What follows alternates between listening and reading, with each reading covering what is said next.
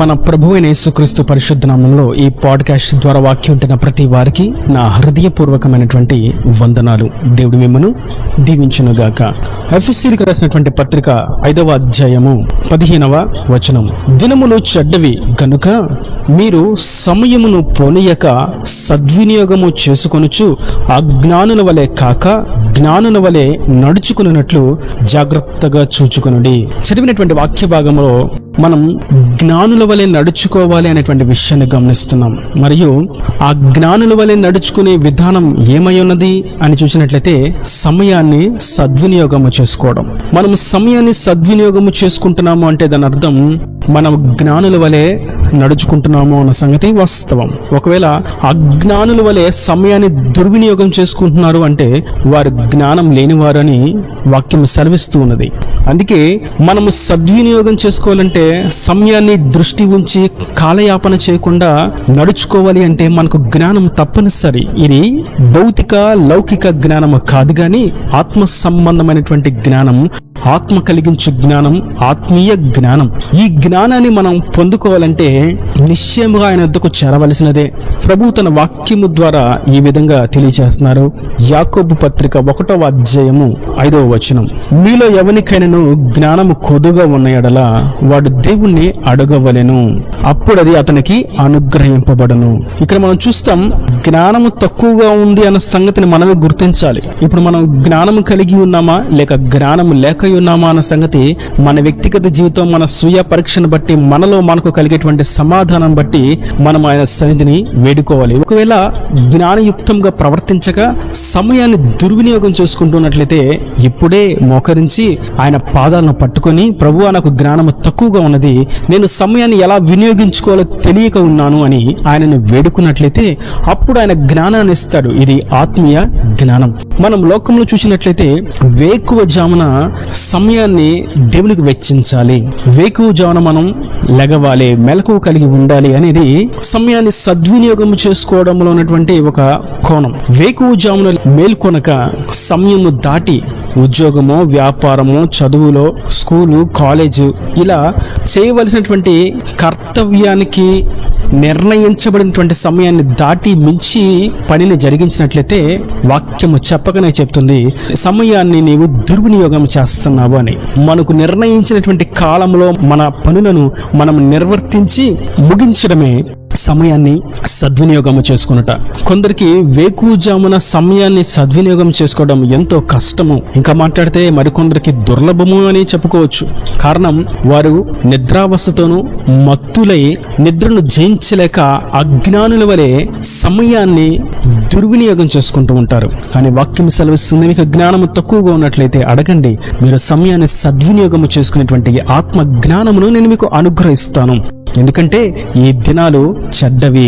మీ దగ్గర ధనము, ఆరోగ్యము, అందము, బంధువులు, రక్త సంబంధికులు, ఆహారము, ఉద్యోగము, వ్యాపారం సమృద్ధిగా ఉన్నప్పుడు అంత బాగున్నట్లే ఉంటుంది. కానీ దినాలు చెడ్డవి. ఏ క్షణములో ఏది సంభవిస్తుందో ఎవరికి తెలియదు కనుక ఈ చెడ్డమైనటువంటి దినాలలో మనము తప్పించబడాలి, క్షేమాభివృద్ధి నొందాలి, ఆయన కౌగిలిలో భద్రపరచబడాలి అంటే జ్ఞానయుక్తముగా సమయాన్ని సద్వినియోగము చేసుకోవాలి. పంట వేయవలసినటువంటి సమయంలో పంట వేయాలి, కోయవలసినటువంటి సమయంలో కోయాలి, నీరు కట్టవలసినటువంటి సమయంలో నీరు కట్టాలి. ప్రతి దానికి నిర్ణయించబడినటువంటి సమయంలో మనం ఆ పనులను నిర్వర్తించాలి. ఇది సమయాన్ని సద్వినియోగము చేసుకోవడం. మందిరం ఆరాధనకు నిర్ణయించబడినటువంటి సమయాన్ని సద్వినియోగము చేసుకోవాలి. ఆరాధన పలానా సమయానికి ప్రారంభించబడుతుందంటే ఆ సమయం నుండి మనం ఆయన సన్నిధిలో ఆరాధించడానికి కూడుకోవడం సమయాన్ని సద్వినియోగం చేసుకోవడం. బిడ్డలు సరైనటువంటి సమయాల్లో పాఠశాలకు వెళ్ళడం, అది సమయాన్ని సద్వినియోగం చేసుకోవడం. పిల్లలకు కావలసిన వాటిని తల్లి సిద్ధపరచడం, అది సమయాన్ని సద్వినియోగం చేసుకోవడం. బిడ్డలకు కావలసినటువంటి పోషకాలను, సంరక్షణను కలుగు చేసేటువంటి బాధ్యత కలిగి తండ్రి ఉండడం, అది సమయాన్ని సద్వినియోగం చేసుకోవడం.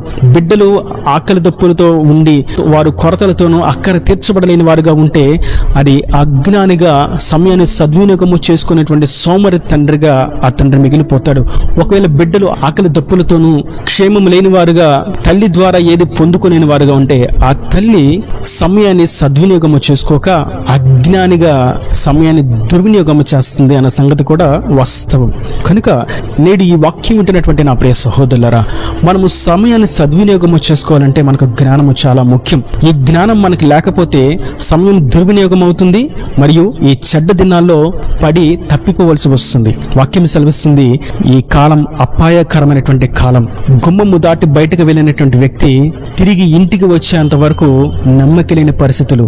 ఉద్యోగం కొరకైనా, వ్యాపారం కొరకైనా, చదువుల కొరకైనా, ఏ ఇతరత్ర పనుల కొరకైనా ప్రయాణంలో వారు గుమ్మము దాటి బయటికి వెళ్ళారంటే వారు వచ్చేంత వరకు నమ్మకలేని అపాయకరమైనటువంటి చెడ్డమైనటువంటి దినాలు. ఇవి అంత్య దినాలు. ఈ అంత్య దినాల్లో దుర్బోధకులు మరొక ప్రక్కన విశ్వాసులను భ్రష్టులుగా చేయడానికి బయలుదేరి ఉన్నారు. వారు అనేకులను ఇప్పటికే భ్రష్టులుగా మార్చివేశారు. వారి తప్పుడు బోధనలతో, వారి తప్పుడు కథనాలతో, వారి తప్పుడు ఉద్దేశాలతో, వారి యొక్క వాక్య వక్రీకరణ చేత అనేకులను విశ్వాసం నుండి సడలింపు చేసి ఆ విశ్వాసులను భ్రష్టులుగా మార్చివేశారు. దేవుని మీద ఉంచవలసినటువంటి ఆ దృష్టిని వారి వైపుకు త్రిప్పివేసుకున్నారు. దేవునికి ఇవ్వవలసినటువంటి మహిమను వారు దొంగిలించి వేశారు.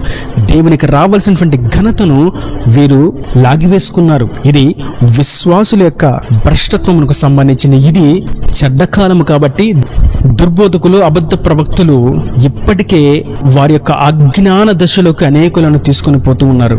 ఈ కాలం మనం జ్ఞానయుక్తంగా ప్రవర్తించాలి, సమయాన్ని సద్వినియోగం చేసుకోవాలి. చెడ్డ దినాల నుండి, అపాయకరమైనటువంటి కాలం నుండి మనం తప్పించబడాలంటే ఆత్మీయ జ్ఞానం ఎంతో ముఖ్యం. అది కేవలం ఆయన యుద్ధ మాత్రమే దక్కుతుంది. ఒకవేళ మనిషి ఈ లోకంలో నేను ఎంతో జ్ఞానం కలిగి ఉన్నాను, ఇది కనుగొన్నాను, అది కనుగొన్నాను, ఇది సృష్టించాను, అది సృష్టించాను, నేను ఎక్కడైనా జీవించగలనటువంటి డాంబికమైనటువంటి క్రియలతో ముందడుగు వేసినట్లయితే వాక్యం సెలవిస్తుంది, దేవుని ఆత్మ జ్ఞానం లేనివాడు వెర్రివాడు అని. వారు సమయాన్ని సద్వినియోగం చేసుకునేటువంటి అజ్ఞానులు అని. కనుక నేటి దినాన మనం సమయాన్ని సద్వినియోగం చేసుకునవలసిన వారమై ఉన్నాం. వాక్యం సెలవిస్తుంది, నేడే రక్షణ దినం. ఆయన రక్తంలో కడబడి ఆయన స్వరూపులకు మార్చబడడానికి, ఆయన కొరకు జీవించడానికి తీర్మానము చేసుకొని సంసిద్ధులుగా ముందడుగు వేయడానికి ఇదే సమయం. ఈ సమయాన్ని సద్వినియోగం చేసుకోవాలి. రక్షణ పొందడానికి ముందడుగు వేయాలి, మారు మనసు పొందుకోవడానికి ముందడుగు వేయాలి, పరిశుద్ధాత్మను పొందుకోవడానికి, సాక్షి జీవించడానికి ముందడుగు వేయాలి, ప్రతిష్ఠిత కలిగి పవిత్రత కొరకు ఈ ఆత్మీయ యాత్రలో సాగిపోవడానికి ముందడుగు వేయాలి. కారణం ఇది సరైన సమయం. ఈ సమయాన్ని మనం సద్వినియోగం చేసుకునవలసిన వారమై ఉన్నాము. ఈ చెడ్డమైన అపాయకరమైనటువంటి దినాలు మనిషిని కృంగిదడానికి, మింగివేయడానికి అపవాది ఎంతో ప్రయత్నం చేస్తున్నాడు. గర్జించే సింహం వలె ఎవరిని మృంగుదుమా, ఎవరిని నరకానికి త్రోసివేయుదుమా అని వాడు ఎంతో ప్రయత్నం చేస్తున్నాడు. కనుక ఈ చెడ్డ దినాల నుండి మనం తప్పించబడాలి అంటే, ఈ లోక భ్రష్టత్వం నుండి మనం తప్పించబడాలి అంటే మనకు ఆత్మీయ జ్ఞానం ఎంతో ముఖ్యం. జ్ఞానం లేనివాడే సోమరివాడిగా ఉంటాడు, జ్ఞానం లేనివాడే అసమర్థుడిగా ఉంటాడు, జ్ఞానం లేనివాడే ఏమీ చేయలేని వాడిగా ఉంటాడు, జ్ఞానం లేనివాడే ఎదురు సమాధానాలు చెప్తాడు, జ్ఞానం లేనివాడే గర్వంతో ఉంటాడు, జ్ఞానం లేనివాడే బుద్ధిహీనుడిగా ఉంటాడు, జ్ఞానం లేనివాడే మూర్ఖుడిగా ఉంటాడు, జ్ఞానం లేనివాడే కోపిష్టిగా ఉంటాడు, జ్ఞానం లేనివాడే దేవుడు లేడు అంటాడు. అయితే వాక్యం సెలవిస్తుంది, మనము జ్ఞానము పొందుకోవలసిన వారమై ఉన్నాము. ఈ ఆత్మీయ జ్ఞానం సమయాన్ని సద్వినియోగము చేసుకోవడానికి, ఏ సమయంలో ఏది చేయాలో అది చేయడానికి, ఆత్మను రక్షించుకోవడానికి, ఆయన రక్తంలో కడగబడ్డానికి, ఆయన సన్నిధికి చేరడానికి, చేయవలసినటువంటి పనులు సక్రమంగా చేయడానికి, ఈ చెడ్డ కాలం నుండి, దుర్బోధకుల నుండి తప్పించబడడానికి మనకెంతో దోహదపడుతుంది. కనుక అట్టి ఆత్మీయ జ్ఞానాన్ని పొందుకొని దేవుని రాజ్యానికి వారసులుగా మార్చబడదాం గాక. అనేకులను సైతం జ్ఞానులుగా మార్చుటకు ప్రార్థించుదము గాక. అనేకులకు వాక్యాన్ని పంచుదము గాక. ఈ దేవుని మాటల ప్రతి వాని హృదయంలో నీరుకట్టి ఫలింపు చేయను గాక. ఆమేన్. God bless you. తలల వంచి కన్నులు మూసినట్లయితే మీ కొరకు చిన్న ప్రార్థన.